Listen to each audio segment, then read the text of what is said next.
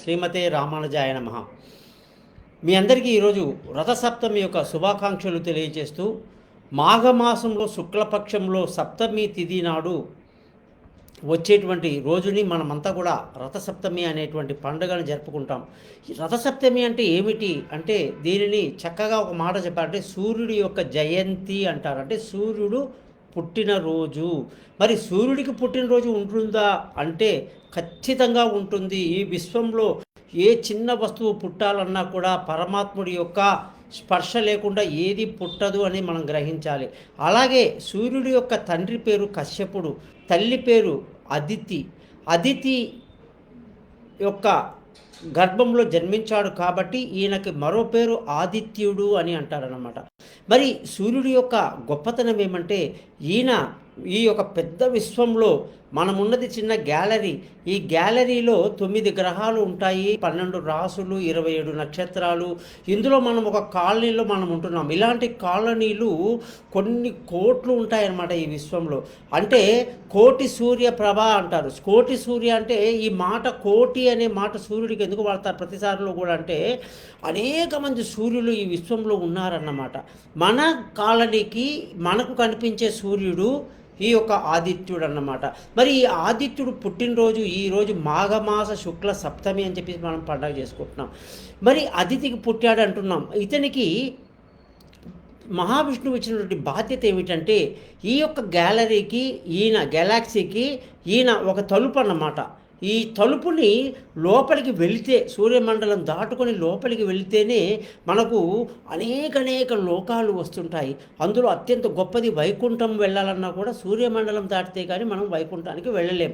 సూర్యమండలం వెళ్ళాలంటే అగ్ని, ఎంత పెద్ద అగ్ని అంటే విశ్వానికే మన గ్యాలాక్సీకే వెలుగునిచ్చేటువంటి అంత గొప్ప మండలం కాబట్టి ఆ మండలంలోనంట 5,000 సూర్యులు పడతారటండి. 5,000 భూములు పడతాయట ఆ సూర్య మండలంలో. అంత విశాలమైనటువంటి స్థలం అన్నమాట ఆ సూర్యుడి యొక్క మండలం. మరి భూమి అంటేనే మనము ఎంత పెద్దది, ఎన్ని సముద్రాలు, ఎన్ని పర్వతాలు, హిమాలయ లాంటివన్నీ అంటాం కదా. మరి ఇవన్నీ కలిపినటువంటి భూములు 5,000 పడాలంటే అసలు మామూలుగా ఊహించండి ఎంత పెద్దదో. కాబట్టి చాలామంది అంటారు ఏమిటంటే, ఇంకొక ఆయన ఒక గొప్ప మాట అన్నారండి మహానుభావుడు. ఒక కేంద్రం చిక్క పెట్టుకొని అక్కడి నుంచి 3 అడుగులు నడవాలట. నడిచిన తర్వాత మనం నడిచిన దగ్గర నుంచి పెద్ద వృత్తాకారంలో గీత గీసేసి ఒక ఆవగింజ తెచ్చి మధ్యలో పెట్టారట. ఆ సూర్యుడి యొక్క వైశాల్యం ఎంత పెద్దదో ఆ రౌండ్ అన్నమాట. ఆ ఆవగింజ మన భూమి అన్నమాట. అందులో పంచభూతాలు, అందులో అష్టదిక్పాలకులు, అందులో నవగ్రహాలు, ఆ 12 రాసులు, 27 నక్షత్రాలు. చూడండి ఎంత తమాషాగా ఉంటుందో. మరి అటువంటి అద్భుతమైనటువంటి ఈ విశ్వ నిర్మాణంలో సూర్యుడి పాత్ర చాలా గొప్పది కాబట్టి సూర్యుడి యొక్క ఉదయము, సూర్యుడి యొక్క అస్తమమే మనకు రాత్రి పగలుకి ఆధారం. కాబట్టి మనం సూర్యుడికి అత్యంత దూరంలో లేము, అత్యంత దగ్గర లేము, మధ్యలో ఉన్నాం. కాబట్టి మనకు సూర్యుడి యొక్క ఉష్ణోగ్రత కూడా మనం జీవించడానికి తగినంత ఉష్ణోగ్రత సూర్యుడు మనకి ఇస్తున్నాడు. సూర్యుడి యొక్క జన్మ రహస్యం మనకు తెలిసిపోయింది. కశ్యపుడు తండ్రి, ఆదితి తల్లి అని చెప్పాం. మహావిష్ణువు యొక్క స్పర్శ వల్ల ఆయన జన్మించాడు. ఆయనకు ఒక డ్యూటీ ఇవ్వబడింది, ఈ విశ్వానికి వెలుగు ఇవ్వునాయన నువ్వు ఈ మండలానికి అని చెప్పి చెప్పడం జరిగింది. మరి ఆయన ద్వారం గుండా మనం వెళ్తే కానీ వైకుంఠానికి వెళ్ళడం కూడా మనం చెప్పేశాం. మరి ఇంత గొప్పగా ఉన్నప్పుడు ఈ యొక్క సూర్య భగవానుడికి వివాహం అయింది. ఆమె పేరు సౌజ్ఞ అంటారు. సౌజ్ఞ అంటే చెప్పడం కష్టం కాబట్టి సంధ్య అనేస్తారు. సంధ్య అంటే సంధ్యాదేవి అనే ఆవిడ ఈ యొక్క మహా సూర్య భగవాన్ని పెళ్లి చేసుకుందనమాట. పెళ్లి చేసుకున్న తర్వాత ఆయన ఏదో పెద్ద విశ్వానికే గొప్ప వెలుగు ఇచ్చేవాడు, పెద్ద గ్యాలరీకే పెద్ద అధిపతి. ఆయన లేకపోతే సూర్యోదయం ఉండదు, సూర్యాస్తమయం ఉండదు, పగలు రాత్రి జరగదు, ఇన్ని చెప్పారు కదండి. ఆయనని పెళ్లి చేసుకున్న తర్వాత ఆయన వేడికి తట్టుకోలేక సంధ్య విలవిలలాడిపోయిందట. అసలు ఆమె సూర్యుని వెలుతుని చూడలేక కళ్ళు గట్టిగా మూసుకుందట ఆయనతో కాపురం చేసేటప్పుడు. అందుకే నల్లగా యముడు పుట్టాడు.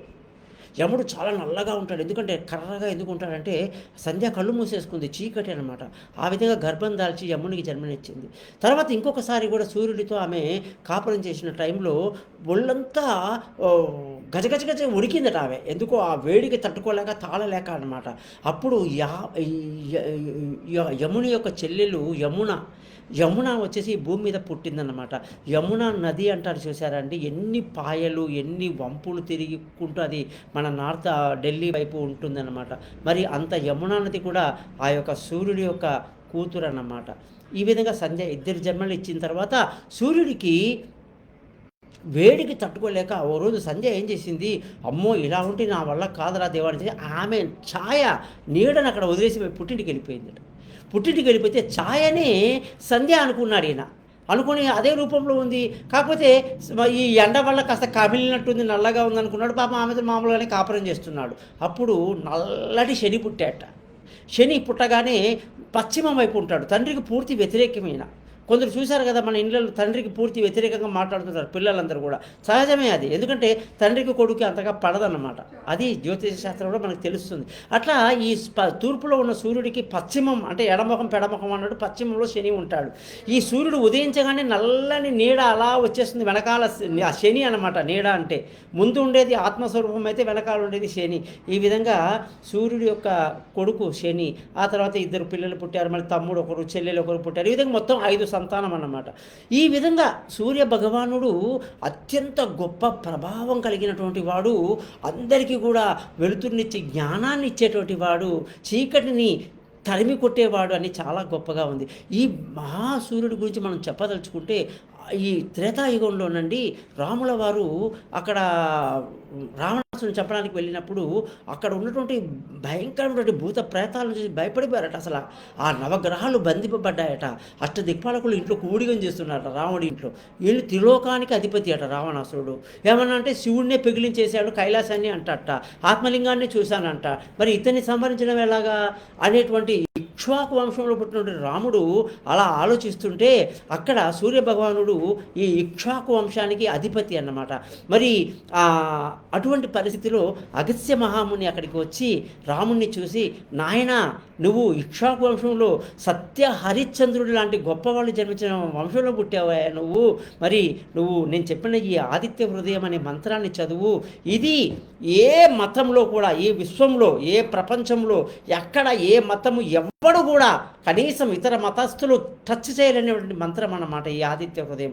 ఈ ఆదిత్య హృదయం గొప్పతనం ఏమిటంటే స్టార్టింగ్లోనే ఎంత అద్భుతంగా ఉంటుందండి. అసలు ఆదిత్య హృదయం పుణ్యం సర్వశత్రు వినాశనం జయావహం జపే నిత్యం అక్షయం పరమం శివం. ఇంకో మాట చెప్పనా, సర్వమంగళ మాంగళ్యం సర్వ పాప ప్రణాశనం చింతాశోక ప్రశమనం ఆయుర్వర్ధనం ఉత్తమం. 2వ క్లాస్ పిల్లోడు కూడా దీనికి అర్థాలు చెప్తాడు. పెద్ద సంస్కృతం ఏం లేదు, మీరు అలా కాస్త ఆలోచించుకొని మీరు దీని మీనింగ్ తెలుసుకోవాలి.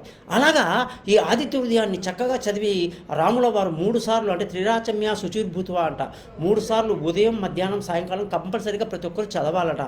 ఈ చదవడం వల్ల రాముడికి విపరీతమైన బలం కలిగి ఆత్మవిశ్వాసం కలిగి, ఆత్మబలం ఉంటే చాలండి ఏదైనా చేసేయచ్చు.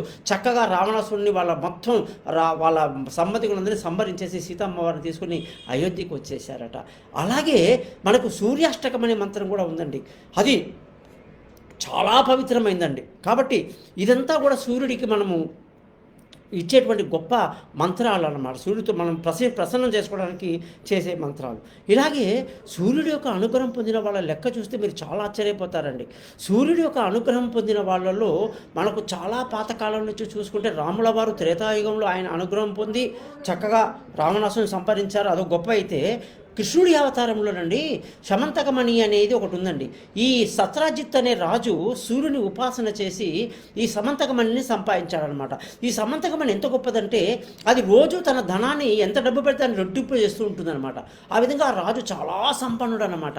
అటువంటి పరిస్థితిలో ఆయనకు ఒక కూతురు ఉంది సత్యభామ. అలాగే కృష్ణుడు పాపం ఆయనకేం తెలియదు, ఏదో పాపం ఆయన ఆయన ఉంటే సత్రాజిత్తు తమ్ముడు సమంతకమణిని మెడలో వేసుకొని వేటకెళ్ళాట. వెళ్ళినప్పుడు ఒక జాంబవంతుడు వచ్చేసి ఈ యొక్క తమ్ముడిని సంహరించేసి సంహరించేసి ఆ యొక్క మణిని తీసుకొని పారిపోయాట.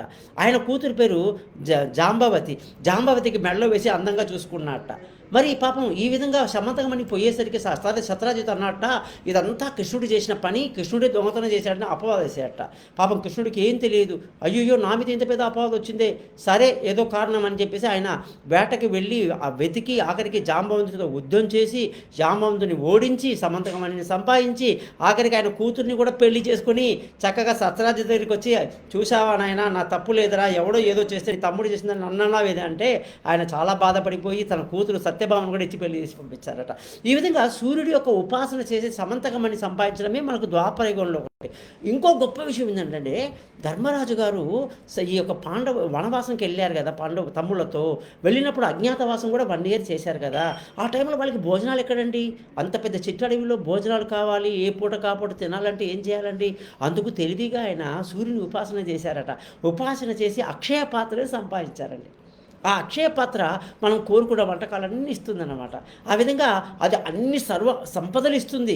కానీ ధర్మ నిబద్ధులైనటువంటి పాండవులు దాన్ని కేవలం ఆహారం కొరకు మాత్రమే అక్షయ పాత్రని వాడుకున్నారని చెప్పేసి మనకు ద్వాపరయుగంలో పాండవుల యొక్క కథలో మనకు తెలియజేస్తుంది. ఇలాగా ఎంతోమంది అండి సూర్యుని ఉపాసన చేసి ఎంతోమంది ఋషులు మునులు ఎన్నెన్నో ఫలాలు పొందించి ఈ లోకాలకు ఎన్నో మనకు చేశారండి. అయితే ఒక్కటి మాత్రం మీకు చివరగా చెప్పేస్తాను. ఆయన ఎవరు అని అంటేనండి విశ్వామిత్రుడు. అంటే విశ్వానికే మిత్రుడు, రాముల వారికి గురువు అయినటువంటి విశ్వామిత్రుడు చాలా గొప్ప తపస్సు చేసిన బ్రహ్మర్షి అన్నమాట. ఆయన సూర్యుని ఉపాసన చేసి మనకు గాయత్రి మంత్రాన్ని ఇచ్చారు. అది ఎంత పవర్ఫుల్ గాయత్రి మంత్రం అంటేనండి, ఎంతటి వాడైనా సరే 108 సార్లు రోజు జపం చేస్తే అది వాడిలో ఉన్న కాన్ఫిడెన్స్ లెవెల్ని, ఆత్మశక్తిని, జ్ఞానాన్ని ఎంత పెంచుతుందండి. ఓం భోర్భువః సువః తత్ సవితుర్వరేణ్యం భర్గో దేవస్య ధీమహి ధియో యో నః ప్రచోదయాత్. ఇలాగా ఒక 11 సార్లు కూడా నిదానంగా చదివితే సూర్యుడి అనుగ్రహం మనకు వస్తుంది, సంపూర్ణ ఆరోగ్యం వస్తుంది, సర్వ మంగళం జరుగుతుంది. కాబట్టి విశ్వామిత్రుల వారు కూడా సూర్యుని ఉపాసన చేసి మనకి ఇచ్చారు. ఇంకో గొప్ప విషయం చెప్పడం మర్చిపోయా. ఆంజనేయ స్వామికి స్వయంగా గురువే సూర్యుడండి బాబు. సూర్యుడే ఆయనకి మొత్తం చదువు చెప్పేట. కాబట్టి మనకి ఇవన్నీ తెలుసుకుంటుంటే సూర్యుడి గొప్పతనం 1-2 కాదండి. కాబట్టి అన్ని మతాలకు, సర్వ జీవాలకు, జీవరాశులకు ప్రత్యక్ష నారాయణుడు ఆ యొక్క సూర్యభగవానునికి నమస్కారం చేస్తూ ప్రతి ఒక్కరు కూడా ఉదయం లేచి చక్కగా సూర్య నమస్కారాలు, అందులో 12 ఆసనాలు ఉంటాయండి, చేయడం వల్ల సంపూర్ణ ఆరోగ్యం ఉంటుందండి. ఇవాళ మా యోగా మేడం గారు మాకు ఎన్ని సూర్య నమస్కారాలు చేయించారో, చాలా పూర్తిగా వాళ్ళంతా కూడా అనేకంగా సూర్య నమస్కారాలు చేసి చాలా సంతోషానికి గురయ్యామన్నమాట. కాబట్టి మీరందరూ కూడా రోజు సూర్య నమస్కారం యోగాలాగా చేస్తూ సూర్యుని ఉపాసన చేస్తూ ఆదిత్య హృదయం సూర్యాష్టకం చదువుతారని ఆశిస్తూ మీ నుంచి సెలవు తీసుకుంటున్నాను. మీ గోపాల్ అయ్యంగారు.